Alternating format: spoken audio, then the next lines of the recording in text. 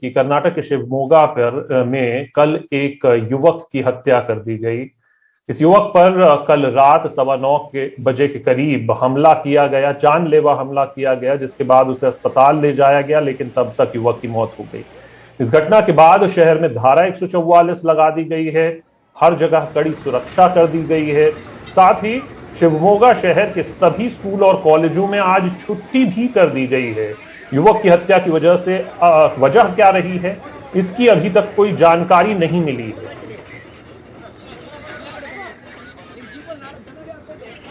हमारे साथ निहाल Kidwai phone line पर ज्यादा जानकारी के साथ जुड़ गए हैं। निहाल, एक युवक की हत्या हो जाती है, उसके बाद धारा 144 लगना और फिर स्कूल कॉलेजों का बंद होना, क्या वजह है, इसके पीछे क्या वजह है? देखिए, शिवमोगा काफी संवेदनशील इलाका है और हिजाब को लेकर के जो वहां पर प्रोटेस्ट हुए, प्रो हिजाब और एंटी हिजाब दोनों तरफ से काफी वहां पर टकराव देखने को मिला। और आपको याद होगा कि सबसे पहले धारा 144 हिजाब विवाद को लेकर के शिवमोगा में ही लगाया गया था। कल तकरीबन 9:15 के आसपास हर्षा नाम का ये तकरीबन 25-26 साल का ये युवक जब लौट रहा था, उसी वक्त ऐसा बताया जा रहा है कि कुछ लोगों ने उसको हमला कर दिया और उसके बाद उसके चाकू से हमला किया गया था, धारदार हथियारों का इस्तेमाल किया गया था। फिर उसको अस्पताल ले जाया गया, काफी कोशिशों के बावजूद उसको नहीं बचाया जा सका।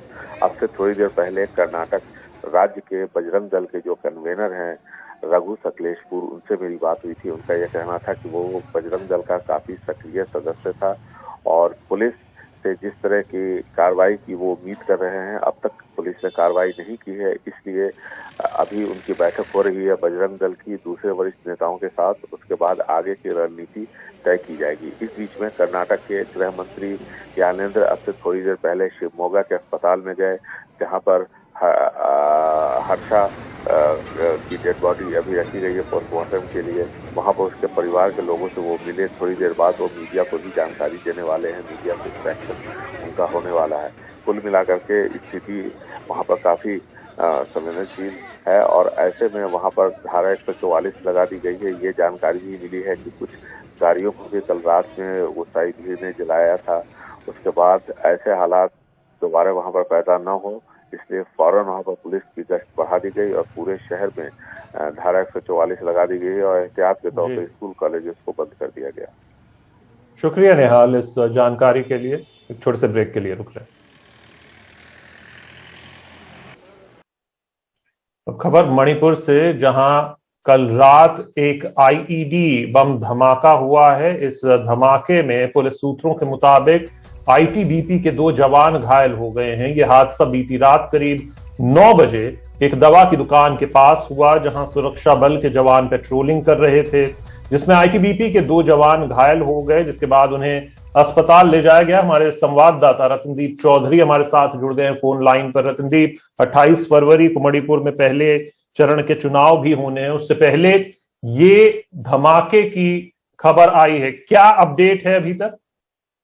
देखिए, ये एक पुलिस सूत्रों के मुताबिक जो खबर हमें लग रही है, ये एक लो इंटेंसिटी आईडी ब्लास्ट थी। तो ये रात के 9 बजे के बाद हुई कल रात के, और ये काकचिन जिले में हुआ है, जो कि इम्फाल से थोड़ा दूर है, थोड़ा रिमोट एरिया है। और जो रिमोट अंचल हैं, जो इंसर्जेंसी प्रोन एरियाज हैं, वहाँ पे जो सेंट्रल सिक्योरिटी फोर्सेस हैं वो लगातार गश्त लगा रहे हैं, लगातार वो पेट्रोलिंग में है। और ऐसे ही पेट्रोलिंग पे थे ये जवान जब ये लो इंटेंसिटी ब्लास्ट हुई और उनको इंजरीज लगी है। वो उनकी कंडीशन स्टेबल बताई जा रही है। और ये गौरतलब है कि जो मणिपुर में इस बार चुनाव हो रहे हैं, इसके पहले बहुत सारे ऐसे छिटपुट घटनाएं हुए हैं। लो इंटेंसिटी आईडी ब्लास्ट हुई है और 2 दिन पहले ही एक कैंडिडेट के घर में, एनपीपी के कैंडिडेट के घर में फायरिंग भी हुई थी अनआइडेंटिफाइड लोगों के द्वारा, और उसमें उनके पिताजी को गोली भी लगी थी। तो एक जैसे ही in the run up to the election हम देख रहे हैं कि वायलेंस अब बढ़ रहा है और इसके ऊपर जो इलेक्शन कमीशन और जो सिक्योरिटी एजेंसीज है उनकी नजर भी है। और इसलिए एक सिक्योरिटी ब्लैंकेट तैयार किया गया है मणिपुर में और सिक्योरिटी मेजर्स को भी बीफ अप किया गया है।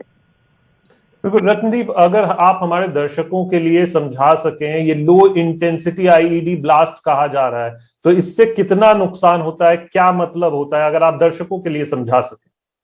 देखिए, ये जो आईडीज होते हैं, इनमें कई प्रकार के आईडीज होते हैं और कई प्रकार के जो साधन यूज किए जाते हैं। मगर मणिपुर में हम अमूमन देखते हैं कि जो किसी दुकान के किनारे या फिर किसी रास्ते के किनारे जो कम पावरफुल जो एक्सप्लोसिव यूज किया जाता है, वैसे आईडीज को लगाया जाता है। इसका एक कारण है कि छोटे जो आईडीज होते हैं उनको छुपा के लाना और इंस्टॉल करना इजी होता है मणिपुर जैसे इलाके में, क्योंकि मणिपुर में जो सिर्फ चुनाव ही नहीं, दूसरे समय में भी जो सिक्योरिटी कवर है वो बहुत ही हाई है। इसके कारण जो बड़े एक्सप्लोसिव्स हैं या फिर जो बड़े बॉम्ब हैं उनको प्लान करना उग्रवादियों के लिए इतना इजी नहीं है। मगर जो छोटे प्लास्टिक आईडीज होते हैं, छोटे एक्सप्लोसिव होते हैं, कम पावरफुल एक्सप्लोसिव होते हैं, उनको लगाना इजी होता है। मगर इन एक्सप्लोसिव में हमने देखा है कि अमूमन जो इंजरीज होती है उसमें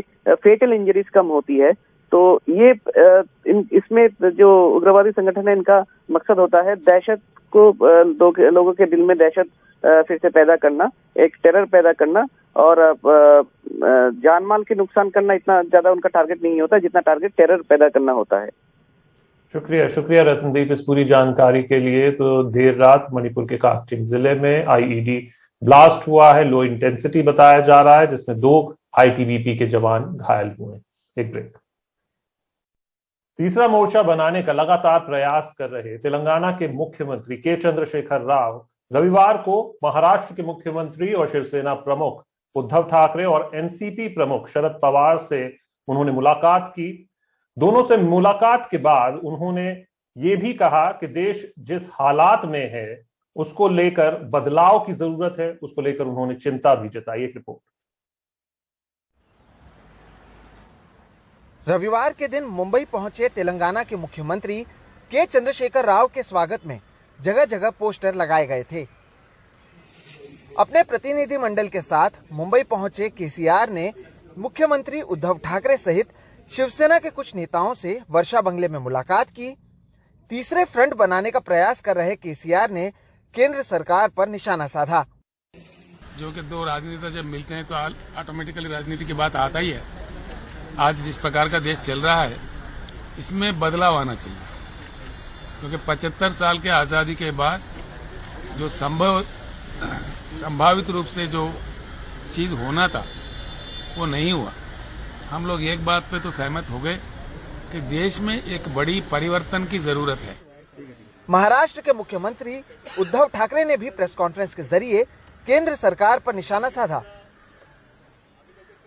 राज्य कारभार दूर राहिला, पण सुडाचं राजकारण हे अत्यंत खालच्या पातळीवरती सुरू झालेलं आहे।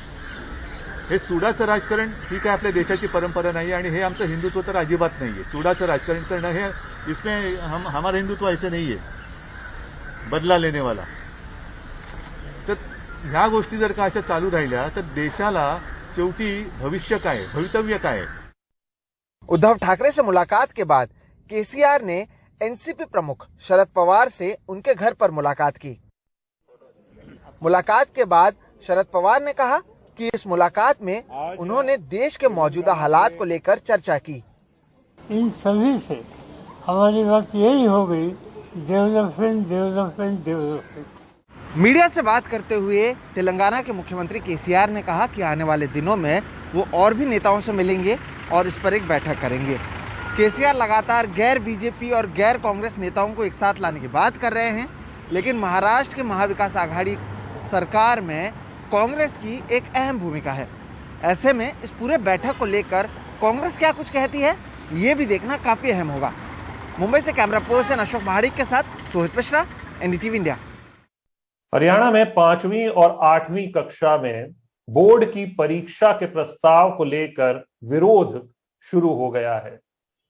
छात्रों के अभिभावकों ने ये शांति मार्च निकालकर सरकार से अपना विरोध दर्ज करवाया है। साथ ही विरोध करने वालों की मांग ये है कि राज्य में शिक्षा के स्तर की बेहतरी हो। बच्चों ने अभिभावक के साथ गुरुग्राम में शांति मार्च निकालकर हरियाणा सरकार की नई शिक्षा नीति का विरोध किया, जिसमें 5वीं और 8वीं कक्षा में बोर्ड परीक्षा लेने का प्रस्ताव रखा गया है। 10 साल के रायन एक प्राइवेट स्कूल में 5वीं कक्षा के छात्र हैं। इससे पहले ना तो उन्होंने और ना ही उनके साथ पढ़ने वाले किसी और बच्चे ने बोर्ड परीक्षाओं के बारे में सुना या जाना था। I don't want it. Nobody in my class wants it. Half of my class, which I study in, doesn't even know the meaning of board. Shweta Manchanda जैसे अभिभावकों के लिए सबसे बड़ी चिंता पढ़ाई में 2 साल से आई बाधा है और अब अचानक से परीक्षाओं को लेकर नई नीति की घोषणा से मुश्किलें बढ़ गई है। We all have chosen different schools. अलग अलग स्कूलों में हमने बच्चों का दाखिला कराया है ताकि उन्हें वहाँ बेहतर शिक्षा हासिल हो, न कि पढ़ाई से ज्यादा परीक्षाएं ली जाएं। Certain kind of learning environment. 8वीं कक्षा की छात्र सोहा कृष्णमूर्ति कह रही है कि नई नीति की घोषणा से छात्रों को नए सिलेबस को पूरा करने के लिए सिर्फ 1 महीने का वक्त मिलेगा। We're completely against this decision. It's being forced on us. There has been no discussion with the children. हम इस फैसले के खिलाफ हैं। छात्रों से इसे लेकर बात भी नहीं की गई है। हम वो परीक्षाएं देने जा रहे हैं जिनके लिए तैयारी तक नहीं कर पाए हैं। Which we are completely unprepared for. अभिभावकों और बच्चों के विरोध के पीछे हरियाणा सरकार के वो प्रस्ताव है जिनमें हरियाणा में 5वीं और 8वीं कक्षा में बोर्ड परीक्षा, स्कूल बोर्ड की परवाह किए बिना परीक्षा के लिए समान पाठ्यक्रम, सरकारी प्राइवेट स्कूलों का फरवरी से पहले हरियाणा बोर्ड में पंजीकरण।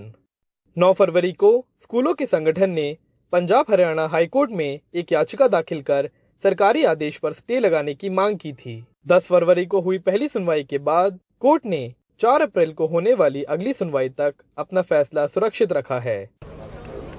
अभिभावकों और स्कूलों के आक्रोश के बाद हरियाणा के मुख्यमंत्री मनोहर लाल खट्टर ने समाधान निकालने के लिए 25 फरवरी को स्कूल संघों के साथ बैठक बुलाई है। 5वीं और 8वीं कक्षाओं के लिए बोर्ड्स एग्जामिनेशन लाने का हरियाणा सरकार का फैसला उस वक्त आ रहा है जब 2 साल की महामारी की वजह से स्कूल बंद रहने के बाद आखिरकार छात्र एक बार फिर से स्कूल में लौटने लगे हैं। ये 2 साल का दौर सभी छात्रों के लिए बेहद तनावपूर्ण रहा। ऐसे में सवाल यही खड़ा होता है कि क्या और परीक्षाएं लाना शिक्षा को सुधारने का एकमात्र तरीका है। कैमरा पर्सन अशोक माहले के साथ मैं अक्षय डोंगरे, एनडीटीवी इंडिया। 28 फरवरी को मणिपुर में होने वाले विधानसभा के पहले चरण के चुनाव में आधे से ज्यादा उम्मीदवार करोड़पति हैं। मुमकिन है कि इसको एक योग्यता की तरह देखा जाता हो, लेकिन इसमें एक अपवाद भी है। चुनाव आयोग के आंकड़ों की माने तो एक ऐसा उम्मीदवार भी है जिसने अपने शपथ पत्र में कहा है कि उसके पास कोई संपत्ति नहीं है, और वो सबसे युवा उम्मीदवार भी है।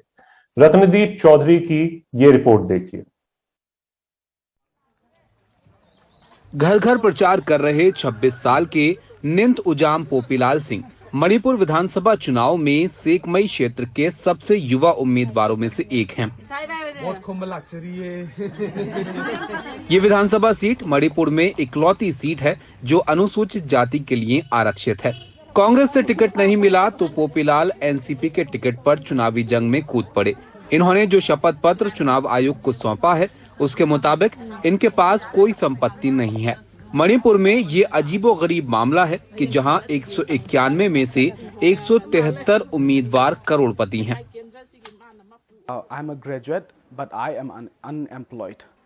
मैं बेरोजगार स्नातक हूँ। मैं अपने गांव में ट्यूशन करके अपना गुजारा करता हूँ। मेरे इलाके के मतदाता पैसे के पीछे नहीं भागते। आप उन्हें पैसे से खरीद नहीं सकते। कुछ स्थानीय लोग उनके प्रचार का खर्च उठा रहे हैं। ये वो युवा हैं जो समाज के लिए काम करते हैं। इनका एजेंडा आने वाली पीढ़ियों के लिए है, जो कि मुझे बहुत प्रभावित करता है। इसीलिए मैं इनका समर्थन करती हूँ। पोपीलाल जीतते हैं या हारते हैं ये तो नतीजे बताएंगे, लेकिन युवाओं के लिए राजनीति में एंट्री लेने के लिए पोपीलाल प्रेरणा बन सकते हैं। सेकमई में सहयोगी बीएम सुंजू के साथ रत्नदीप चौधरी, गुवाहाटी। कर्नाटक के शिमोगा में एक युवक की हत्या का मामला सामने आया। इस युवक पर बीती रात करीब 9:15 बजे जानलेवा हमला किया गया। उसके बाद उसे अस्पताल ले जाया गया, लेकिन तब तक युवक की मौत हो गई थी। इस घटना के बाद शहर में धारा 144 लगा दी गई है। हर जगह कड़ी सुरक्षा है। साथ ही आज शिमोगा शहर के सभी स्कूलों और कॉलेजों में छुट्टी कर दी गई है। वहीं युवक की हत्या की वजह अब तक साफ नहीं हो पाई।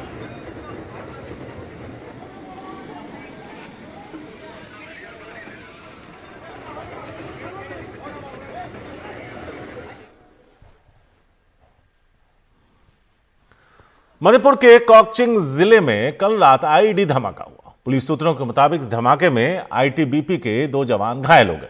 यह हादसा बीती रात करीब 9 बजे एक दवा की दुकान के पास हुआ, जहां सुरक्षा बल के जवान पेट्रोलिंग कर रहे थे, जिसमें आईटीबीपी के 2 जवान घायल हो गए, जिसके बाद उन्हें अस्पताल ले जाया गया।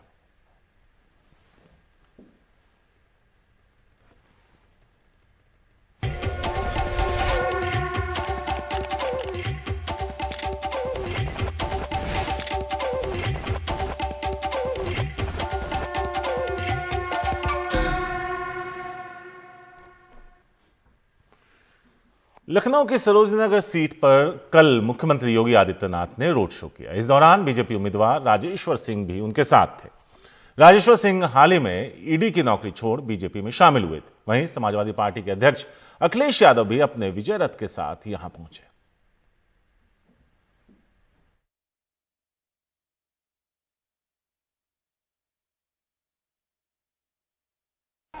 तो जैसे कि आप देख सकते हैं, अखिलेश यादव का रोड शो चल रहा है यहाँ पर। ये रथ जो लगातार चला है अलग अलग जगह उत्तर प्रदेश में, ये रथ अब उत्तर प्रदेश की राजधानी लखनऊ के सबसे प्रसिद्ध हजरतगंज में पहुंच गया है। अखिलेश यादव इस रथ के अंदर हैं और अब संभवतः जैसे कि आप देख सकते हैं वो यहाँ पर लोगों को आ करके हाथ हिला रहे हैं, संबोधित कर रहे हैं। और अब जैसा कि हम देख सकते हैं, वो जो एक ट्रेडमार्क समाजवादी पार्टी में होता है कि वो एक लिफ्ट लेकर के ऊपर आते हैं और लोगों को संबोधित करते हैं, ये वो लिफ्ट अब ऊपर आ रही है। हम आपको ये भी बता दें कि सिर्फ अखिलेश यादव ही नहीं, आज योगी आदित्यनाथ का भी रोड शो लखनऊ में हुआ। ये वो रोड शो था जिसमें भाजपा के जितने कैंडिडेट थे वो भी थे। 9 विधानसभा क्षेत्र हैं लखनऊ में, जिसमें से 8 भारतीय जनता पार्टी को गए और 1 मोहनलालगंज समाजवादी पार्टी के पास था। तो जैसे कि आप देख सकते हैं, यहाँ पर समाजवादी पार्टी के जितने प्रत्याशी हैं वो अपनी किस्मत आजमा रहे हैं। प्रयास पूरा ये है कि किस तरीके से राजधानी क्षेत्र लखनऊ की 9 विधानसभा सीटों को समाजवादी पार्टी पूरी तरीके से वो जो सीटें हैं उन पर अपना वर्चस्व कायम करे। पिछली बार 2017 में क्षति जरूर पहुंची थी, लेकिन इस बार ऐसा नहीं है। इस बार समाजवादी पार्टी का ये कहना है कि ऐसा नहीं है और वो काफी हद तक वर्चस्व कायम कर लेंगे। क्या ऐसा होगा या नहीं होगा, राजधानी लखनऊ की लड़ाई है ये, जो कि एकदम चरम पर है। योगी ने भी अपना रोड शो निकाला अपने सारे कैंडिडेट्स के साथ सरोजनी नगर और अन्य इलाकों में, और अब शहर के बीचों बीच हजरतगंज में अखिलेश यादव भी अपना रोड शो कर रहे हैं। आज रविवार को ये रोड शो राजधानी बन चुकी है लखनऊ। वीडियो जर्नलिस्ट राजेश गुप्ता और उसामा शाह के साथ Sanket Upadhyay, NDTV. Good morning India में 2 घंटे के दौरान हमने आपको कई सारी खबरें दिखाई। अब हम आपको 5 टॉप खबरें दिखाने जा रहे हैं। हम चाहते हैं आप एनडीटीवी इंडिया के यूट्यूब चैनल पर जाइए, पोल में हिस्सा लीजिए और बताइए कौन सी खबर है जो आप पूरे दिन देखना चाहते हैं। नंबर 1 पर अमेरिका का दावा, यूक्रेन सीमा की ओर बढ़े रूसी टैंक। नंबर 2 पर अस्थायी तौर पर यूक्रेन छोड़ें भारतीय, ये एडवाइजरी जारी की गई है। नंबर 3 पर साइकिल को लेकर पीएम और अखिलेश में जुबानी जंग। नंबर 4 पर नए मोर्चे की पहल, उद्धव पवार से मिले केसीआर। और आखिर में चारा घोटाला मामला, लालू यादव की सजा पर आज फैसला